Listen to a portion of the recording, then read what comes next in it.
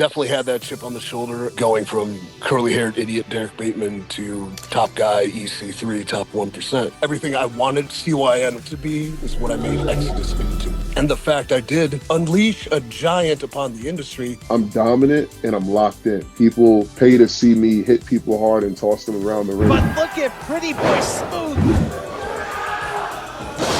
My dream match, working Kurt Angle for a World Heavyweight Championship. You're looking across the ring and you see those beady blue fucking eyes looking back at you. You return to WWE and you have a 5-star match. I definitely had a martyr mentality. Sacrificed myself on the altar of bumps for that. When I say EC3 unleashed me, like, he made me feel like I could go out there and be who I truly am.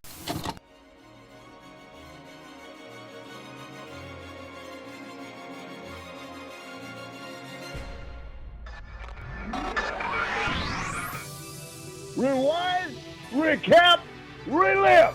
Woo! That's what the world is watching. My guests today are both on the road to 2 huge NWA events back to back. We've got Crockett Cup coming up first, followed by Exodus's Pro. The boys are back in town. Introducing first, a former NWA Midwest champion and current Atlantic Tag Team champion there. This virtual interview does not do him justice. He stands at 6'9", 280 pounds. Please welcome the urban playboy, Pretty Boy Smooth. Yo, that was a great intro. Like, I wish more people would intro me the proper way. Like, I really appreciate that. That just made me more excited to be here. I thank you, man. Oh, of course. No, that makes me feel good too, because I try to take pride in those, definitely. Let's see if my one for EC3 is just as good here. My next guest, absolute veteran of the industry. You see him there looking as over as ever. He's held world titles in TNA, NWA. He's a 1%er. He's acting overlord of NWA Exodus. He's the overman because he's overman. Please welcome EC3. That was adequate. Thank you. No, you did great. You did great. And like, here's the thing too, for the parody's sake, the way you introduced Pretty Boy Smooth is the way he deserves to be introduced. And the way you introduced me, yeah, I got the veteran status. I have all that. But what it's really about is what I'm bringing along. What I'm bringing along with NWA Exodus, what I'm bringing into the actual NWA proper is the future of the industry. And then you've got the present, you've got the future, but the future is kind of the present. And as the present, I mean, I'm not going anywhere ever. So anytime soon. Nobody can kick my ass except maybe Pretty Boy, but that's why he's on my team. So Exactly. Good intros. Well done. Thank you. Thank you both so much. I mean, and by the time this airs, you both would have already won the Crockett Cup, but I still got to ask heading into it, 2300 Arena, there's a lot of hype around that and everything happening on the Crockett Cup itself. I'll go to you first, Smooth. What's your mindset heading into it this weekend? To dominate. I've decided that I was going to be the most dominant giant in professional wrestling, and EC3 unleashed me.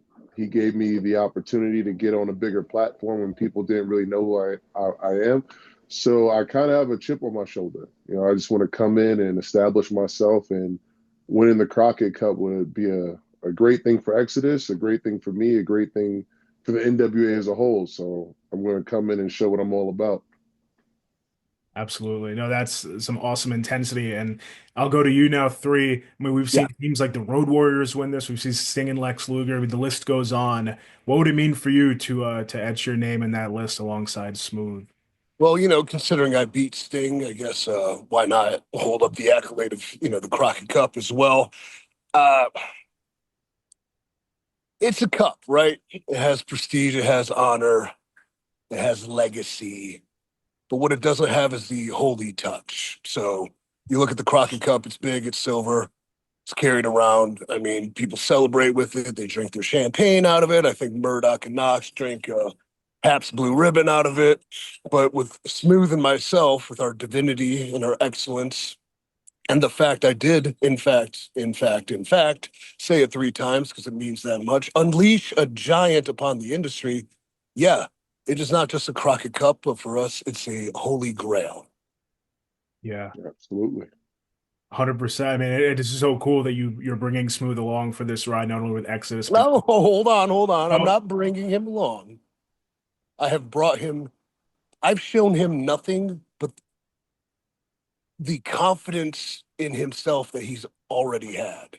That chip on his shoulder is something that is far deeper than just, maybe some slights from the industry or some slights from other TV platforms. That chip on his shoulder is something that you can't teach. It's something wired, it's something ingrained, and it's something special. It's what separates 99% from the 1%, pun intended. But he has that. And that chip on the shoulder, to him now in this youth, like I've had it as well, it feels like a chip on his shoulder.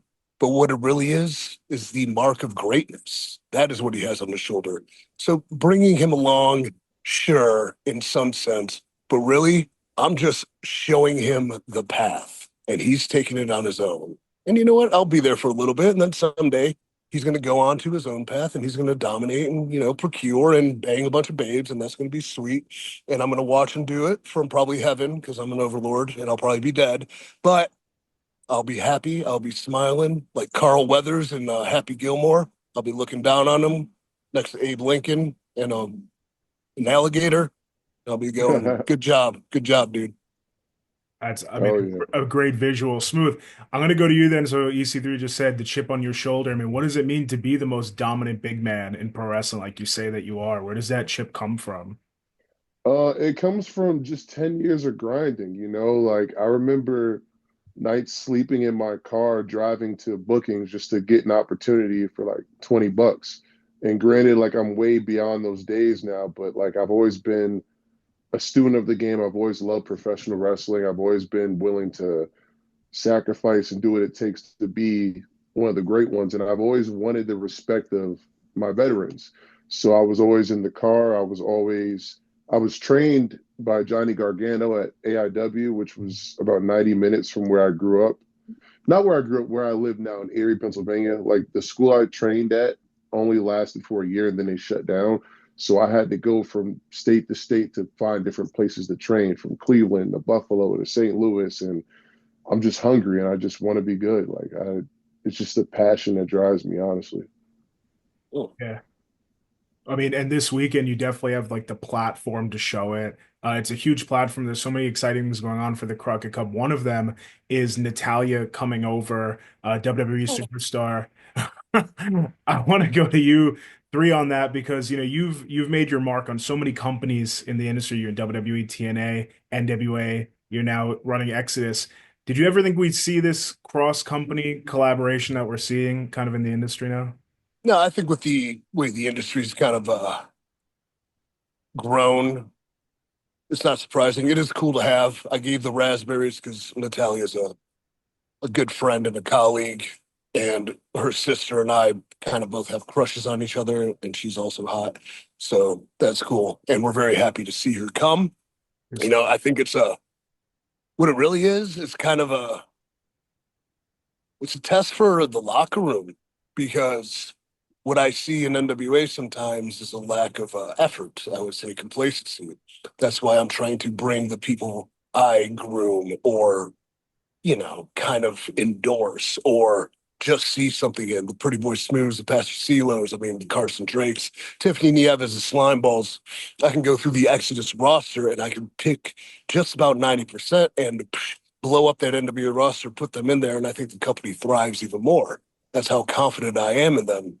With Natalya coming in, what you're going to have is a seasoned veteran who's been a professional for a very long time, observing how we conduct our business. And I am a true, unpronounced professional in every sense of the word. I have a very strict, and PB can attest for this, standard of excellence that I impart on the people. Some pick it up like a PB, most don't because they can't handle it.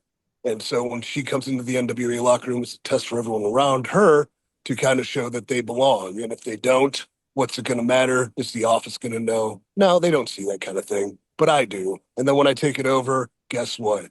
Their asses are gone. Their asses are gone. And then, my team's in place. And then next thing you know, we're the top 2 or 3 companies in the country. So that's that easy. I mean, with that plan and the insight, you definitely seem the right man to be doing what you're doing right now with NWA Exodus. And so for those who don't know, that's an official NWA territory, NWA Exodus. Can you take us through from inception, how this all came about and really like what your responsibilities are at Exodus? Well, Exodus originally, take of what CYN was, and everything I wanted it to be is what I made Exodus into. So everything that it wasn't was brought on by people I let come along on my journey, on my vision. And through that, I learned who to trust and who not to trust. But Exodus was built upon that kind of shell and that frame. Moving back to Cleveland, I've always wanted to do something here. I think the scene's ripe for it. I think it's a hotbed, or it can be. Bringing Exodus in, I kind of launched at the same time where the idea of the territory system was coming. And so we had our first show as Exodus Pro Wrestling. And by the second one, it impressed Corrigan enough. The territories are being established. He asked me if I wanted to be one. I said, no, I'm going to be the only one that matters.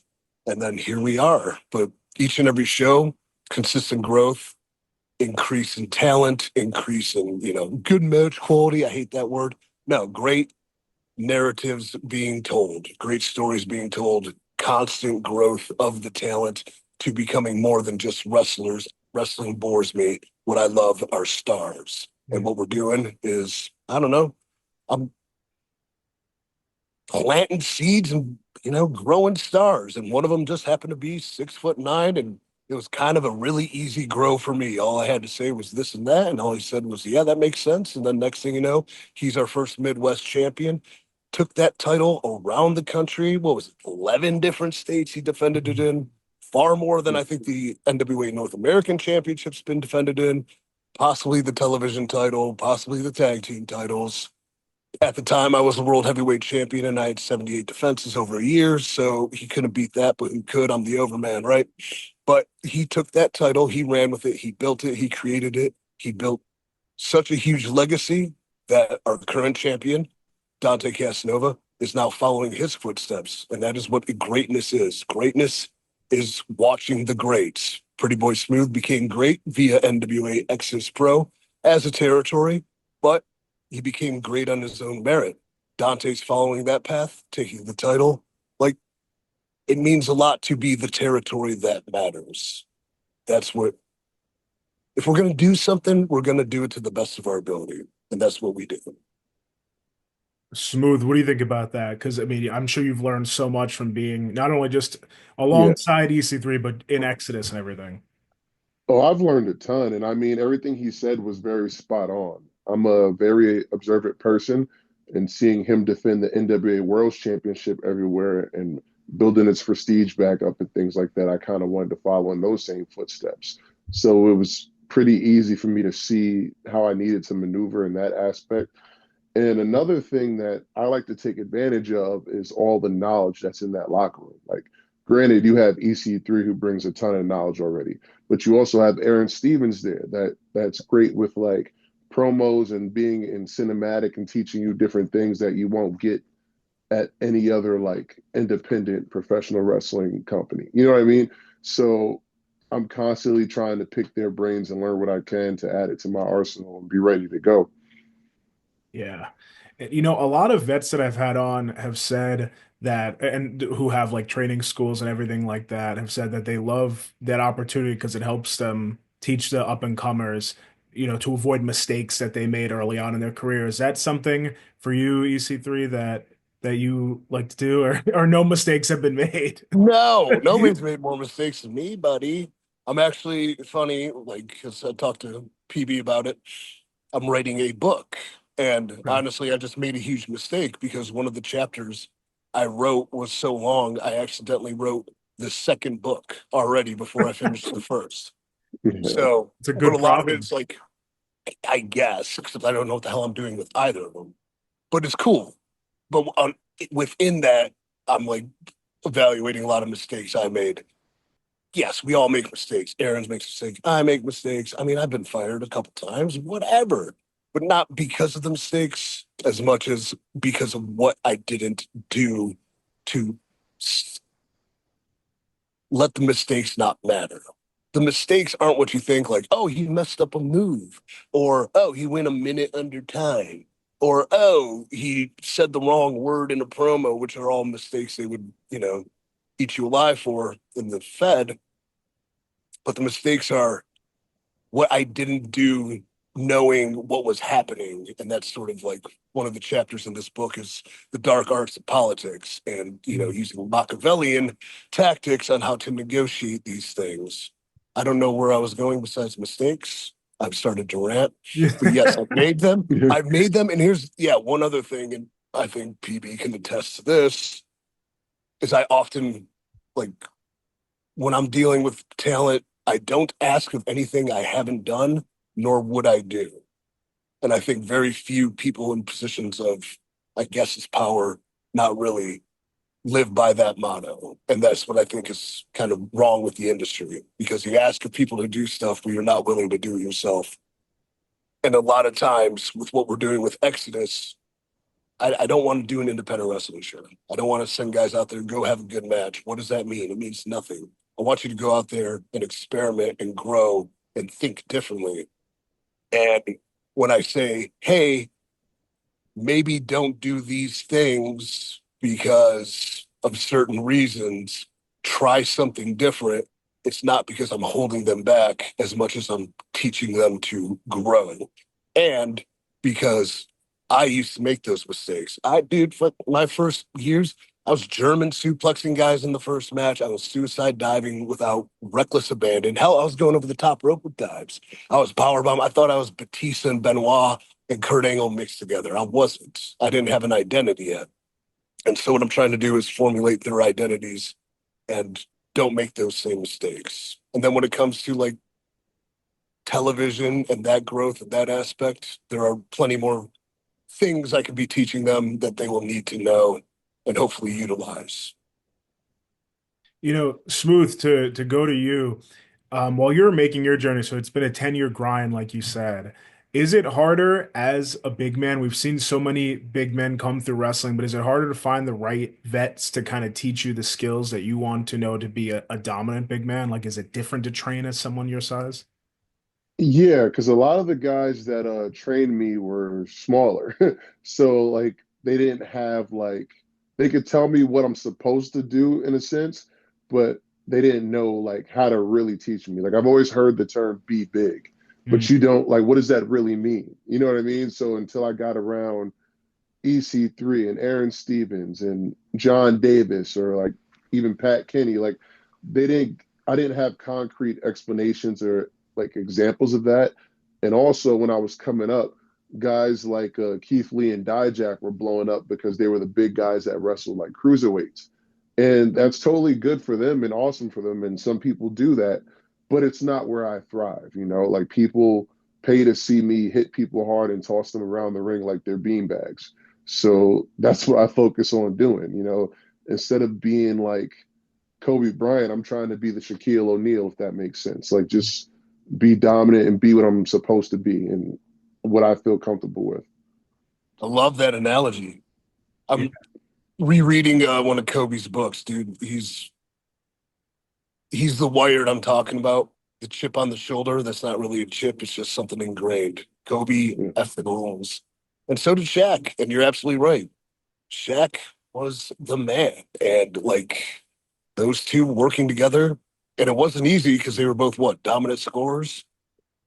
Yeah. Funny thing about Kobe as a dominant scorer and how this ties into PB is not being afraid to ask veterans. So if I recall from Kobe's book, they bring in Shaq and he's confused because he's the dominant scorer, then Shaq's the dominant scorer. And so he went to Jerry West and he brought up, I think, when he played with somebody, I don't remember who it was, but two guys that were both very dominant scorers. How do you deviate kind of the pressures or, the shots? And Jerry West told him, and then they won, 3 championships together? So it worked. Yeah. And the only thing I'll say about Shaq is that he could have even been more dominant, but in the offseason, he didn't take it seriously. He didn't care because he was treating everybody in the league like they were young boys. So for me, it's about I'm dominant and I'm locked in. So imagine a more focused Shaquille O'Neal, and that's what I'm going for in terms of that. Shaq body, Kobe mindset, Kobe work ethic. Correct. Get the F out of his way. It's over, man. I remember hearing all the stories of like what time he would wake up. I don't know how much sleep he was operating on, Kobe, but I think he'd train at like 2 in the morning, or by the time they all got there, he would already have been there for 3 hours or something insane. Yeah, like you're saying, just wired. What I Yeah. learned about him with that schedule, because it'd be like if practice was at this time, he was training beforehand. He took 5 naps a day, it seemed. Oh But he would wow. just like 15, 20 minute, he'd just sit Yeah. there and it worked for him. Yeah. I don't recommend anybody not sleep though. Sleep's very important, Yeah. as I can tell you because I'm losing hours of it every day. Well, I want to go EC3. So I love when we're able to look at, people who become stars like yourself, and those Eagle Eye fans can spot you before you made it big, maybe as an extra or something. And I noticed that you and a young Claudio Castagnoli showed up as security guards, or police maybe for DX. Can you take us back to that night and what your confidence level was? I don't know if that was your first time on WWE TV, but Uh, it wasn't the first. I'm unapologetically like, if I'm going to have a shot, I'm going to do whatever I can to at least, I don't know, I'm observant. So if we're making this shot and it's like Triple H and Sean and we're security officers, and I think Claudio obviously had the same idea as like, we're going to be in the front of the shot. So when they're like starting positioning people, it was like kind of like a shoving match for that. But he's taller, so they put him behind me, thank God. It was not the first time. The first time was Cleveland had Raw. It was the only Raw I think Vince McMahon missed because they had his grandchild that day. oh wow. But I had the heat match with me and this local dude versus Viscera and Charlie Haas. And even then, Charlie and Viscera are like, who's taking the pin? I'm like, me. Because there's more focus on me losing than if I don't lose. So I was always like, how can I be at least somewhat a focus of whatever little bit I had? Yeah. Short of that, but man, I don't know where that was in the time frame because I also drove Booker T to the ring after he became the world's champion in a carriage where it was in Detroit. And if you notice when I'm like, who's driving the carriage? I'm like, I'm already climbing up it. Like, I got it. Like, you know what I mean? Like, there's Had you ever driven a okay, carriage before that? Or you no, knew you'd figure it out? no, but there were human beings carrying it, so Oh, that okay, it was okay. a completely unnecessary job. But like that Um, gave me, oh, I get the powdered wig. Mm, All right, so like I look different, so I'm going to try to stand out in this. And if you watch it, my mentality was I'm going to not stop smiling this entire time. So when it comes out, like this, you barely see me because like it's focused on Booker and Charmel, but like shit eating grin the entire time. And anytime it would like cut into the background, like the smile never left my face.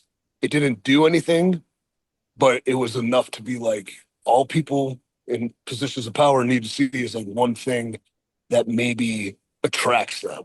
mm. So that is the lesson for that. As far as the DX one, I don't remember the payoff of that. I think something goofy happened. Probably.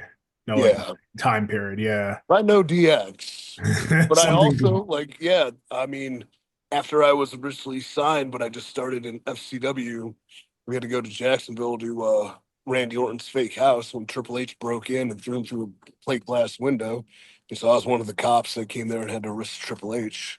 But guess who was Really? grabbing Triple H and like, not, oh, you're coming with me, buddy. This 23-year-old police officer with this 35-year-old man who can beat the shit out of him. Like, whatever. But yeah, That's stand out. awesome. That's one of my favorite segments of all time. I remember growing up was that just because it was so different at the moment. It was an all-day shoot too, or like all night. And oh man, here's the kicker. It's like we're starving, and I think they had like shitty little snacks. But Ruth, back in Ruth, somebody drives up and they just have bags of Ruth Chris steaks Wow.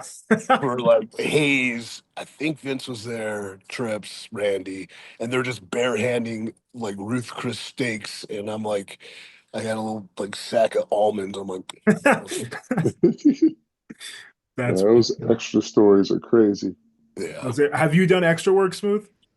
Yeah, I actually did it one time, and three was on the roster at that point. I was part of the No Way Jose Conga line, Oh yeah. but I think my funniest memory with extra work, and a lot of times with me, I'm too big, so they won't use me for anything. Mm. But there was one time where I don't remember exactly what was going on, but it was like Daniel Bryan getting AJ Styles removed from the arena or something like that, or and we had to play like police officers, and they weren't going to let me do the segment until I took my shoes off and started walking like a penguin. So I was like shorter. That's nuts. That's like what I've heard they'd make the like backstage announcers do it, or the interviewers that old like spread the legs or Oh something. yeah. Tom, like he's 6'4", and then you Yeah. watch him on TV and he's like cowering under Johnny Gargano. And you're like, wait a minute, what? Like, Y- yeah, he's Yeah. hilarious. Yeah, so I feel like for me it was to my detriment to stand out in terms of getting an actual spot with extra work per se. Yeah. But hey, you took advantage of that moment though. That's cool in the moment. Yeah, You got absolutely. shorter. Yeah. You know, but what's weird, like maybe here's what upsets me the most because we're talking about extra work and things. 2010 or whatever, PB would have been signed just based on the fact he's 6'9" and wasn't the shits. Like, and so nowadays, why it's a struggle for him baffles me, and I think that needs to change. Not that people just because they're tall should get signed, but like, okay, he's tall, but also he's really good, and also he has a ton of potential, and also he brands himself, and also he's extremely coachable. He has like every possible asset you'd want, and then the people that do get signed are just not up to par from kind of that era. But having said that, a guy like him, penguin walking, a 6'9" giant man, penguin walking, if Vince had any sanity left at the time, sees that, he'd probably go, I'm gonna walk like a penguin. Sign him. Like that's sometimes all it takes, that little bit. Maybe not anymore because Crazy Vince is gone, but Yeah. anything that makes you stand out, don't hesitate to do it. Lesson from the pro. Definitely, Absolutely. good advice. We've talked a little bit about like chips on his shoulder in this interview so far.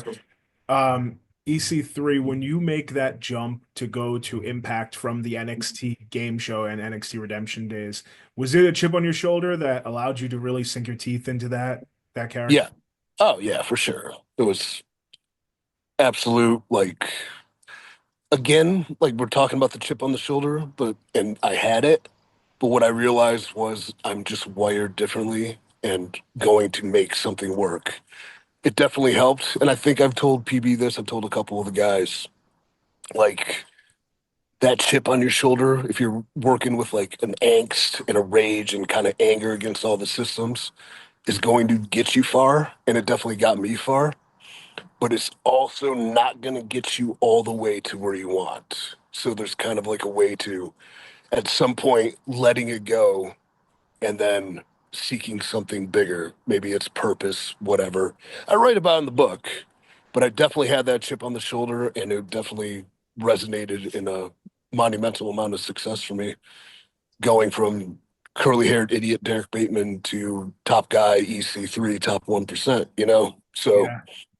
but I wouldn't be what really sealed the deal, like that for sure. Because my whole thing was like, yeah, I want to be the top guy too, but at the end of the day, I want them to call me back.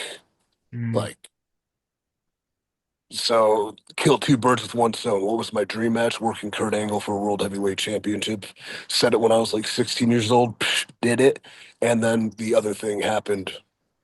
I didn't let go of it though, and that was maybe an issue.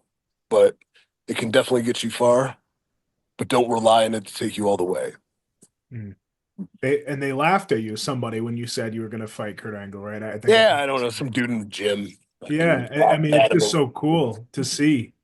And it wasn't like, oh yeah, Yeah, yeah. right, man. It's more like, yeah, okay, whatever, dude. So, but And yeah, you won. That's great.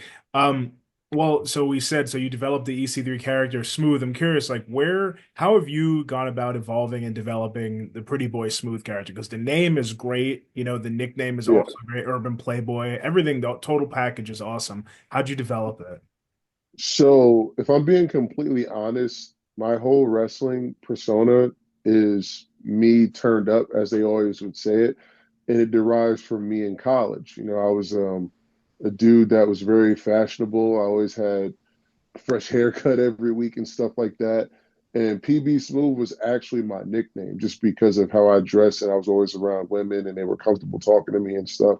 So, figuring out how to translate it to wrestling took some time. I would say COVID really helped me with that. And I'd also credit Ethan Page because he was the one that I really explained like what I wanted to do in my personality to him. And he came up with the term urban playboy. So I kind of ran with it after that.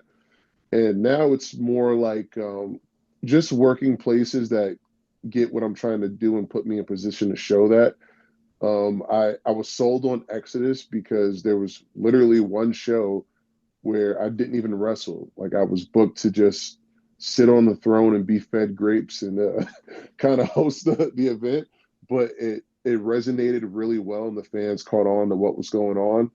And I've been investing in gear that fits the look of the star that I want to present, not just like a professional wrestler. Working on vignettes and things like that. So it's much easier now, I would say, just because I'm authentically being me, just turned up, as they would say. Yeah, I feel like you're really good at building the brand around the character too, with like extra stuff. Like you just mentioned the vignettes, but like anyone should go check out your YouTube channel because the highlight reels that you make, the vignette that you made with your theme song, like all of it is really good at driving home, who Pretty Boy Smooth is. Well, that's just the thing. Like a lot of people see big guys, and I was put in that stereotype as well, where we just have to stand there and not talk and just look mean or whatever. When in reality, two things can be true. Like I can absolutely beat your ass in real life, and I can also entertain women. I'm also charismatic. Like I don't need to placate to one thing. Like I can fully be myself, and it's real, and people are going to feel that. So. he actually, yeah, ran into. There's a very one-dimensional look at characters within wrestling, which I don't have because I'm a genius, but other people do. Where he was put in a position where he's kind of being told to maybe, well, let's start off as just big guy, and respectively, myself and him trying to sell it as such is like it's not quite landing. But also, my advice to people and to him at the time was like, sometimes to be who you are, you have to be something you're not first. Hence, Derek Bateman to EC3. I'm not Derek Bateman. I'm fucking EC3. Look at me. I'm awesome. Yeah. But what he did is then invested in himself so wisely and so, consistently, where he has those videos professionally made and produced, where then, hey, look, this is what we're talking about. And in under a minute, the person's like, oh, I get it now. Okay, yeah, that's awesome. So another good advice to the youngins is like, don't be afraid to invest in yourself. And everything he said about characters, right? It works because he's authentic. And I would book him again to just sit there and eat grapes from Babes because it pops the shit out of me. It sounds great. Um, Yeah.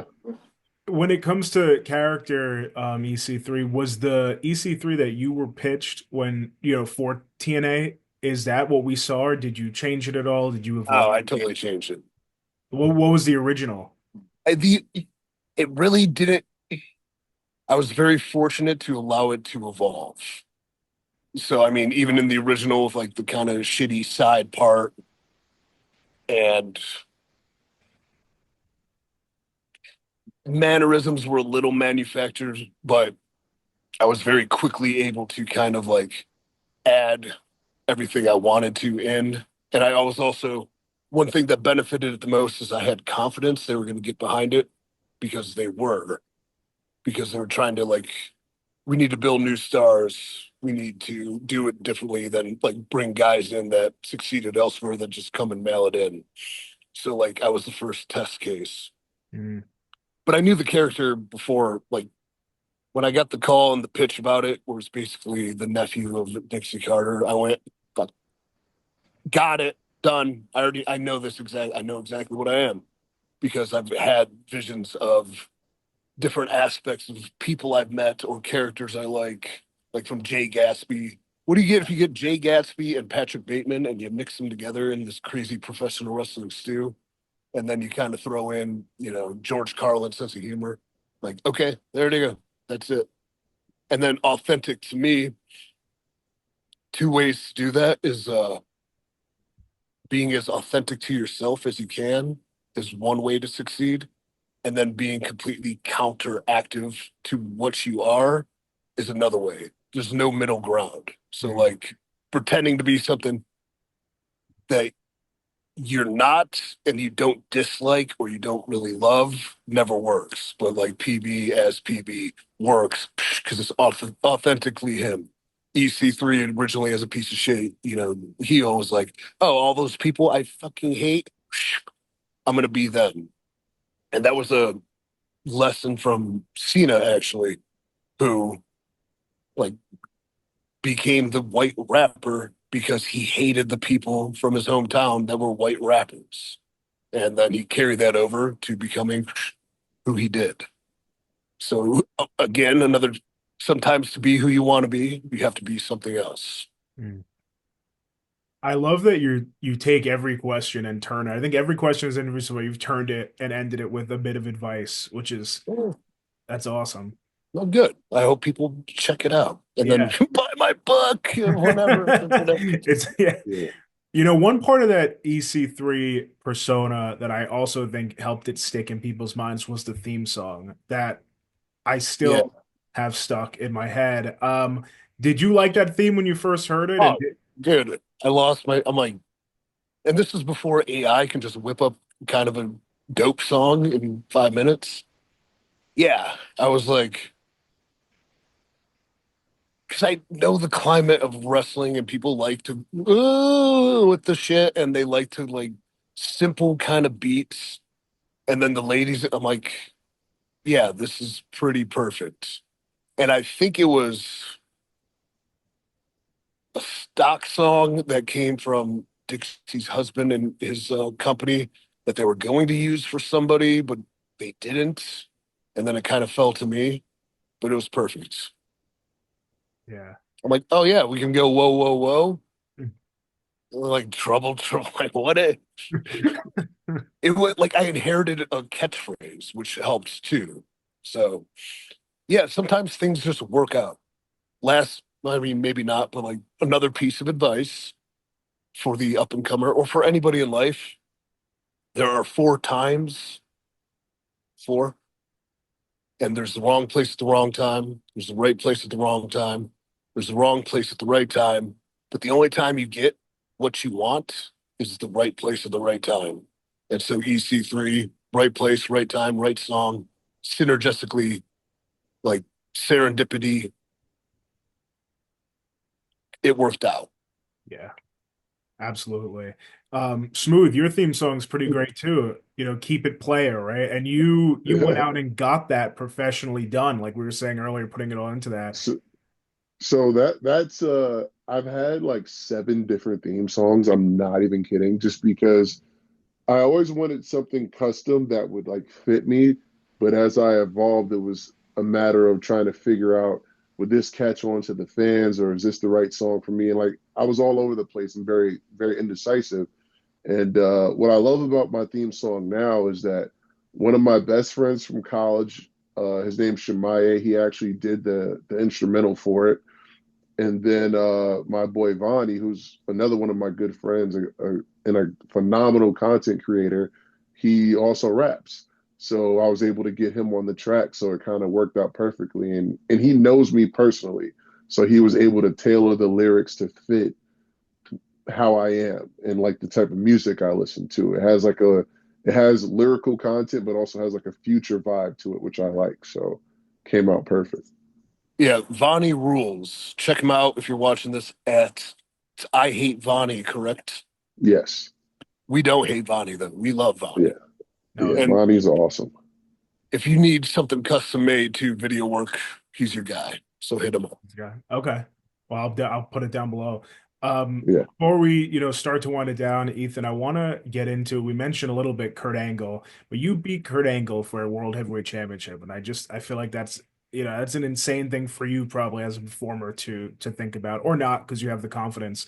But what is it like getting in there with that intensity? I also hear he likes to plan out matches like a long time in advance. Yeah, and I don't. But with Kurt, I'm willing to work with him. I mean, TV, you do have to plan more than I care to, but also like planning something and doing something are completely different. So there's a weird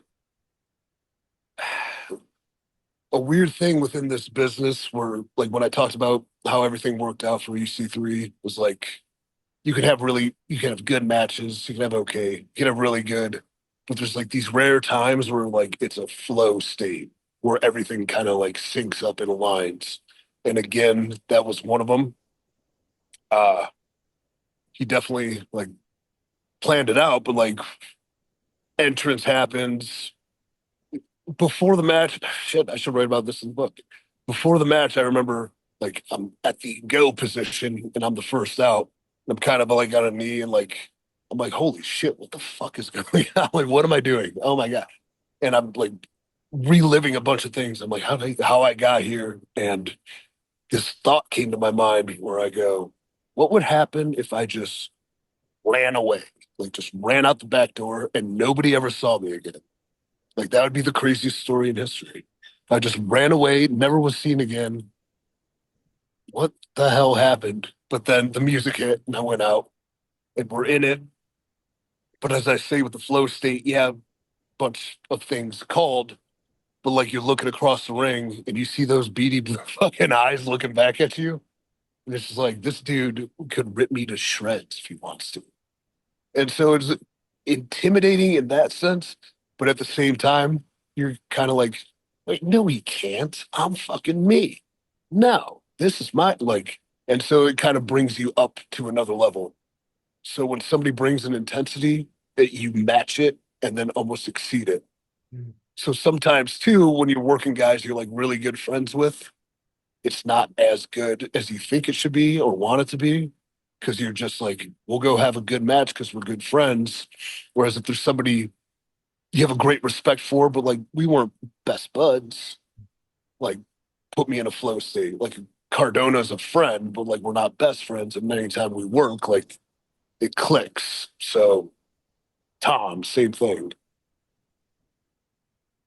I guess what I'm trying to say is that it was intimidating until I realized, no, it's not.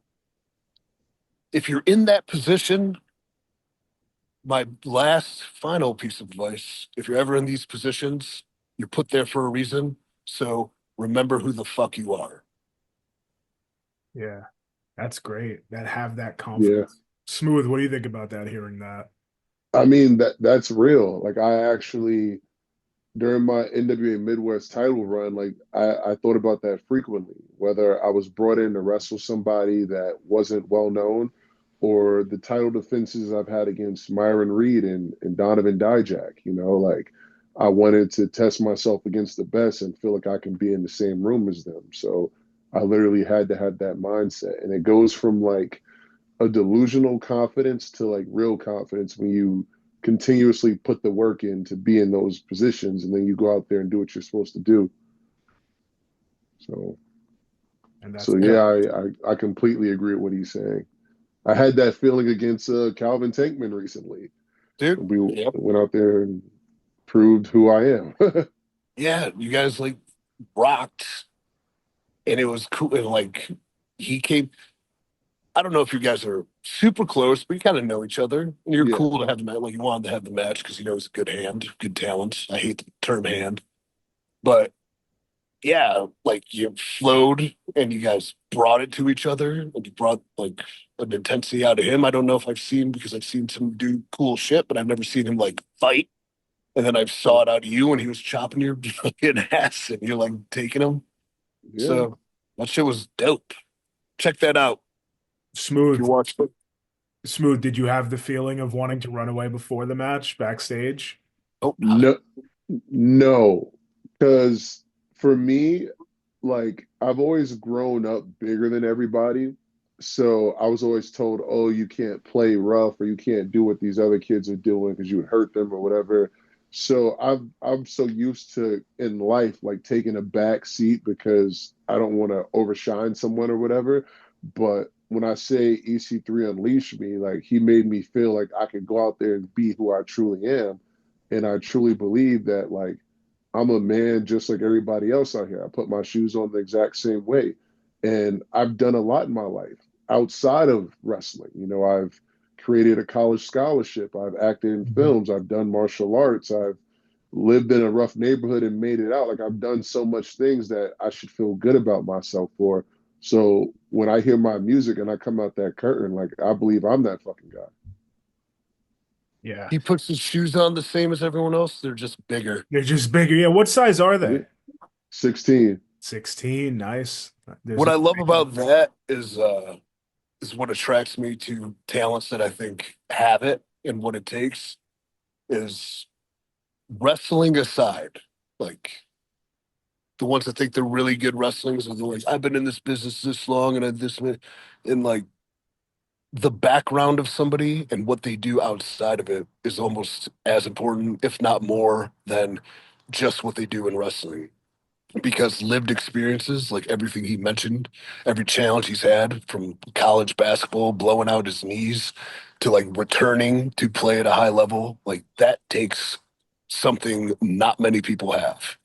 And so when I know these about those kind of guys, wrestling aside, I know that that will come based on their inability to fail or their reluctance to give in or quit. And I think that's more important than what they do in wrestling based on just wrestling. So That's that wired mentality that we were talking about. Yeah. yeah, that chip on the shoulder Chip on the is a shoulder. plug. It's the theme. Yeah. Um, Yeah. EC3. Oh, hold up. I got to clarify. I didn't want to run away. I just thought, what would happen if I did? Yeah, right, right. I didn't think of it. I didn't think it was literally. Mhm. That'd Like, be crazy. imagine the EC3 watch day 12, where this guy Where just is was he? about to wrestle Kurt Angle for a world title and he's gone. And then what would no one Yeah. ask his fiance, do you know I haven't no, I've not heard a thing. We're parents, no idea. He's just ran away. It's a great bit. It's a It was a great, yeah, seriously. Ethan, do you have time for me to ask about one more match of your I career? do, for sure. Okay, you after TNA, you do some amazing things there, like we said, beat Sting and everything. But you return to WWE and you have a 5-star match for whatever that is worth to the fans that that enjoy that. You have the 5-star ladder match at NXT. You got crushed several times in that match. It's a brutal watch, but I loved it. Can you take us back to that night and kind of everyone's mindset? Everyone was kind of new Yeah. at the time too. I definitely had a martyr mentality to like sacrifice myself on the altar of bumps for that sake. I mean, it flowed. It worked. It was cool. I think I'm trying to like bring back the memory. That's something that obviously takes a lot of planning, but it did not go proper. And there was actually a big, my big, gigantic, like offensive, like spiel did not happen because somebody missed their spot. So I just got murdered. But whatever, 5 star. No, it didn't. 5 stars didn't matter. It was the reaction of the fans. It was a lot of the ideas I had playing out, especially the one towards the end where everybody went the simultaneous kind of announce table bumps, and then I was the tail end of that, and just hearing Morrow's "Oh Mamma Mia" loud in my ear when I'm laying there dead was cool. Climbing up, you know, match. I think Adam Cole won that. Yeah. But yeah, we getting to the back and like stars, whatever. If you had Triple H and Shawn Michaels giving you a standing ovation, like two guys you look up to, respect the hell out of your boss, and like that's what mattered. And then, the moment you guys all shared in the ring. So it was cool. And I remember a couple days later, oh man, I got hammered that night. I wound up some blonde's apartment 45 minutes outside the city, and I had to get back for Mania. Anyways, like a couple days go by, and I'm back in Orlando, and I'm on the toilet, and my phone just starts ging, ging, ging, and like, what is going on? And I look, and like the first text I see is, "Congratulations on the nickel." And I'm like, what the shit does that mean? And then find out, oh, we had 5-star match. I went, cool. And then whatever, like, because I'm not going when those people, not that opinions are great, and you want to have, appease as many opinions of paying customers as you can, but everybody has one. And if you try to appease opinions, you're not going to serve your own needs or serve your task or serve your story, because you're trying to impress others as opposed to being your best self. So definitely cool, and definitely I can like hang a thread on that if I want to jest or mock the whole system, because I do think it's a dumb system. But hell of a match, and very happy I had it. Yeah. It was great. Smooth, did you see that match? I'm gonna watch it now. As you talk about it. And you're Yeah, gonna, I've yeah. my thing is like I don't watch too much of the TV products, but a lot of that is because I'm so focused on trying to build my own stuff. Because I'm the type that like I'll have some friends over, right? And we'll watch like WrestleMania, and I'll just start getting angry because we're watching the TV, but my mindset is I want to be on the television. It's just like when I played college basketball, when we got eliminated or didn't make March Madness and we're at the bar drinking, hanging out. Like I'm pissed because it's like I want people to watch me. Like I don't want to be like, and that's not a knock on the fans or whatever. I just feel like I'm supposed to be that guy that's in it. So like a lot of times I will just check out. Like I'll watch stuff for like study purposes and things like that, but it's not as often as I'd like that I watch wrestling for like enjoyment as a fan, if that makes sense. Yeah. Yeah. I No. enjoy the shit out of stuff that I could not be a part of. Like, so watching older stuff, and I'm talking 2010, like two. But to his point, when we're creating for ourselves and creating for what we want to be, if he's, we can tend to like take on the tendencies of what's being done by everybody. Exactly. And then if you start like, and you might not even really realize it. Like I realized it being hot in the game as EC3, and then I think I was turning babyface. But I started doing more like spotty things or thinking I needed to like up the offense a little bit. And that kind of like made EC3 unauthentic. Mm. Yeah. And like I wholeheartedly agree with that because if to in my opinion, if all you're watching is wrestling, you're either gonna emulate what you see or you're gonna be like, well, damn, this guy does a suplex this way, so I can't do it this way. Whereas if I turn off wrestling and I go watch an episode of Black Mafia Family, I'm like, yo, this is made in like the 90s or 80s, whatever it is, and I like this outfit. Maybe I try something like that and bring it to the ring and see if it resonates better. You know what I mean? Like you kind of got to think outside the box a little bit, and that's what And helps like me. every move's been done by everybody who's been on TV. So maybe if I'm watching Passenger 57 with Wesley Snipes Mm. and I see like some weird late way he yokes a dude up, I'm like, oh, if he did that, but you flat backed with him, that's a different move. That's a different, huh? And so you can find inspiration from character, from movement, from presence, Yeah. from storytelling, all without watching wrestling. And I think wrestling storytelling now fucking sucks. It sucks. They had a fucking banger on, and they blew it. See, I don't know. It's not thought out. That's all. What Smooth just said, it goes back to what you were saying before EC3 about, you want to see experimentation, you want to see things like that. It's a wrestling as a whole is like a sphere to try a bunch of stuff out and eventually become a star. Final question for you, Smooth. I want to know, it's been awesome hearing your journey so far. You've got so many things. You're wearing the Exodus shirt there, and then you got the Crockett Cup this weekend. What are some goals for you that we could keep our eyes out for? Some short-term goals that you've got on your agenda? Uh, that's a really good question. I kind of just my main goal right now is consistency, right? So I want to consistently put out quality matches. I want to consistently cut good promos. I want to consistently market myself and stay in people's faces and just be exactly who I say I am. Like I want to be viewed and perceived as the most dominant giant in professional wrestling, and that's my goal.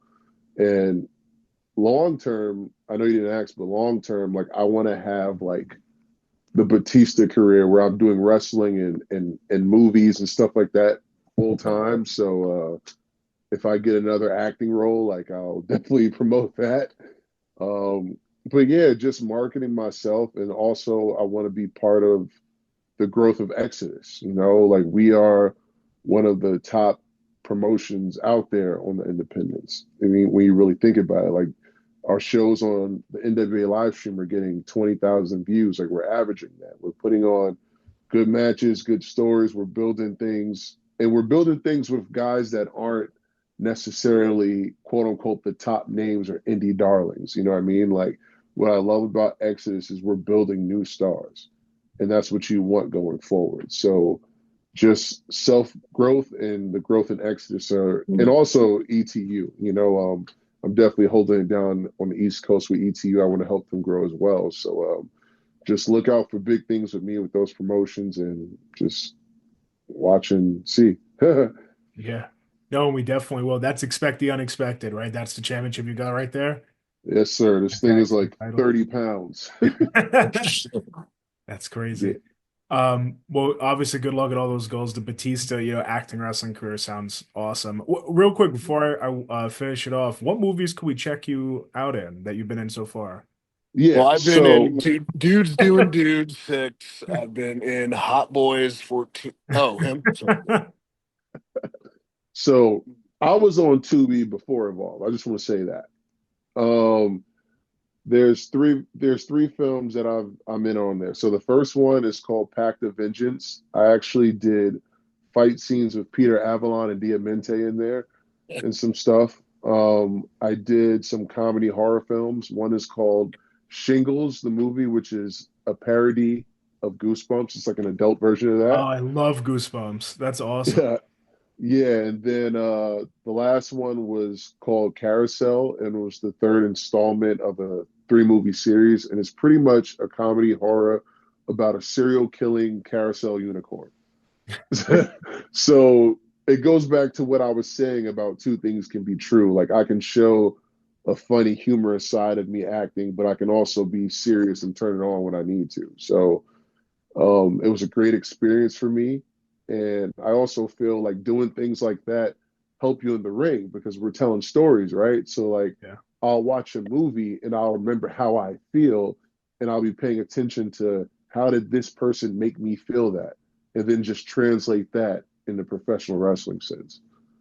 Yeah. Oh, I love that so much that you just said that. Yeah, because see, I go back and watch like scenes all the time of things. Because you do remember the feeling when you saw that scene that really got you for the first time, whether it be wrestling or film or whatever.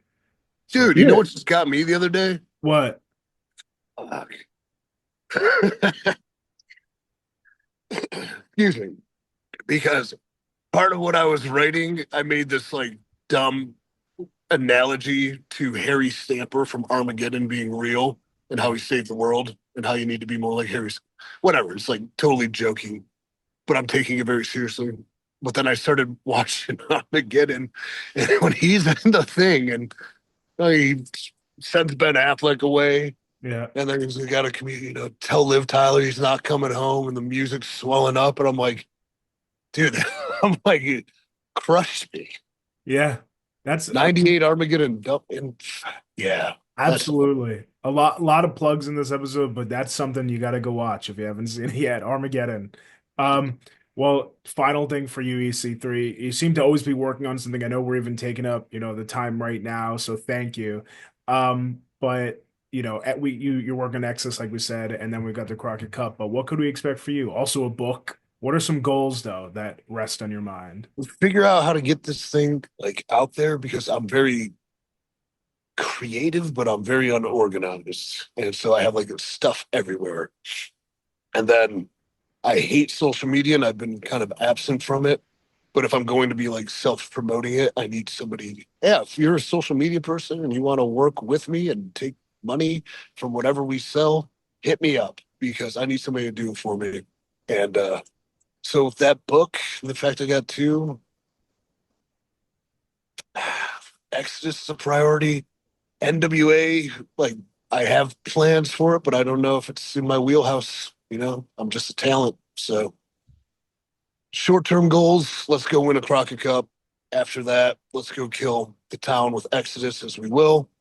And then short of that, let's find a publisher who understands my dick jokes are necessary, but there are also very philosophical lessons involved with the dick jokes. So Well, that's awesome. That is great. Well, thank you both so much. This was really, really fun to get thank you. on here like this. Thank you.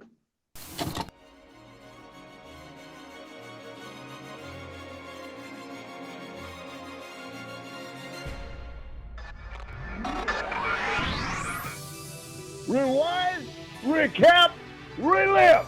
Whoa! That's what the world is watching.